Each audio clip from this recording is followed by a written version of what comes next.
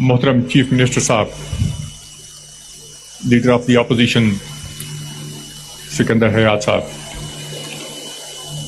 سردار صالح صاحب، نور محمد عمر صاحب، مری صاحب، خالق ہزارہ صاحب،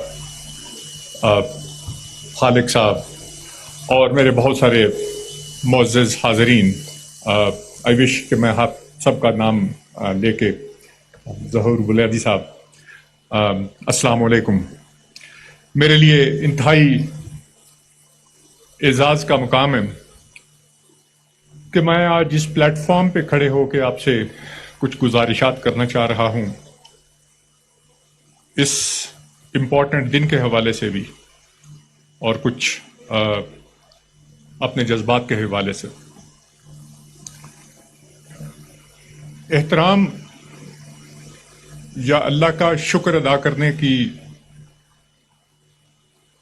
ضرورت اس وجہ سے محسوس کر رہا تھا، گو کہ ہمارے سانس کے لیے ضروری ہے کہ آج اس تقریب میں ہمیں بھی اپنا حصہ ڈالنے کا موقع مل رہا ہے، اور انشاءاللہ تعالی جب اللہ پاک ہماری قوم کا مستقبل مزید روشن کرے گا تو ہم کہہ سکیں گے کہ ہم نے اپنا حصہ ڈالا تھا۔ اگر کچھ نہ کر سکے تو تقریر ہی کر کے حصہ ڈال دیا تھا۔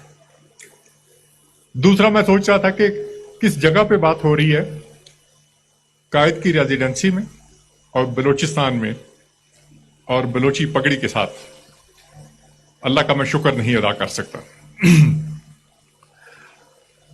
میرے خیال میں یوم کشمیر کو منانے کے لیے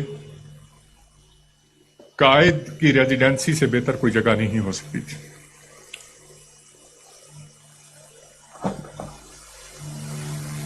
ایک اور چیز جو آج کی محفل میں بہت ہی یونیک ہے، وہ پرانی تقاریب کی مختلف طور پہ منسٹر صاحب کی سپیچ اور لیڈر آف اپوزیشن کی سپیچ تھی، جو یقینی طور پہ چیف منسٹر صاحب کا آئیڈیا تھا، اور میرے خیال میں قائد کا اخوت کا اور یونٹی کا پیغام اس سے زیادہ خوبصورتی کے ساتھ زمین کے اوپر مینیفیسٹ نہیں کیا جا سکتا تھا۔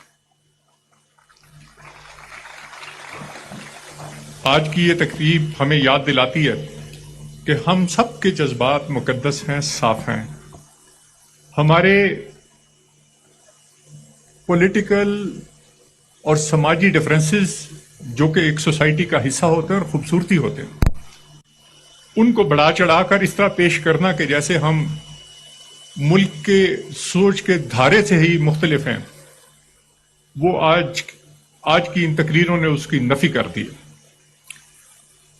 اور میرے خیال میں بغیر بولے صرف ان تقریروں کو سن کے بندہ یقین کر سکتا ہے کہ ہمیں سولیڈیرٹی کا درس دینے کی کسی کو ضرورت نہیں، ہمیں معلوم ہے کہ سولیڈیرٹی کیسے اچیو کی جاتی ہے۔ الحمدللہ سوچ رہا تھا کہ ہم ہر سال یہ یوم کشمیر منا کے کیا اچیو کرتے ہیں، کیا حاصل کرتے ہیں۔ جواب ملا کہ اگر آپ کا کوئی قرض ہو اور آپ اس کا تقاضا بند کر دیں تو قرض وقت کے ساتھ اپنی وقت ختم کر دیتا ہے۔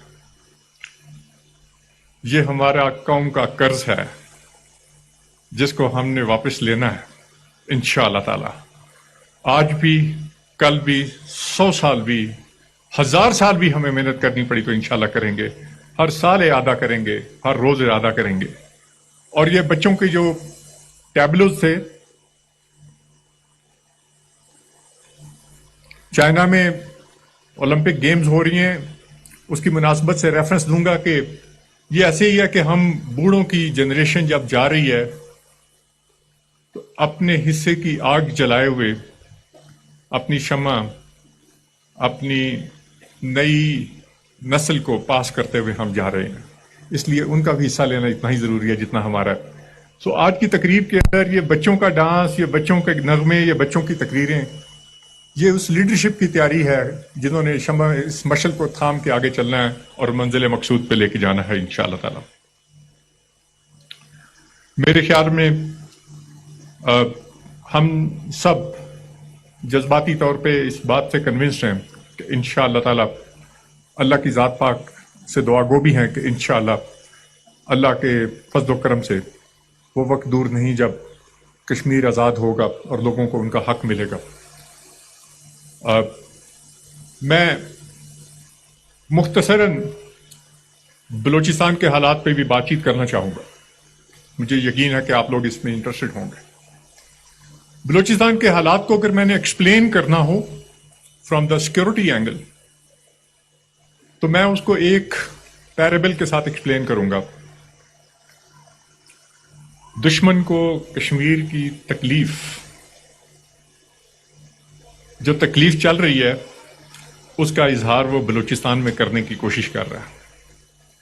اور اس کا کسی کو شک نہیں ہونا چاہیے کہ کشمیر اور بلوچستان کو کسی طرح کمپیئر نہیں کیا جا سکتا. یہ ایسے ہی ہے جیسے زمین اور آسمان کا آپس میں تقابل کرنے کی کوشش کی جا رہی ہو. ناکامی انشاءاللہ تعالی دشمن کے ہاتھوں پہ لکھی جا چکی ہے. اس میں ہمیں کوئی شک نہیں ہے کہ ہمیں ہمارا مکار دشمن سوشل میڈیا اور اس طرح کے وسائل کے ذریعے ایک مایوسی پھیلانے کی کوشش کرتا کہ پتہ نہیں کیا ہو گیا اور کون سی انہونی بات دنیا سے ہو گئی. حالات اوپر نیچے ہوتے رہتے ہیں. حالات کا دھارا دیکھنے کی ضرورت ہوتی ہے. حالات کے اندر حالات کے نقطے دیکھنے کی ضرورت نہیں ہوتی. حالات کا دھارا دیکھیے تو 2013 کو یاد کیجئے اور ان حالات کو یاد کیجئے جب شیطانی اپنے عروج پہ تھی. اللہ کا شکر ہے کہ بہت بہتر حالات ہیں.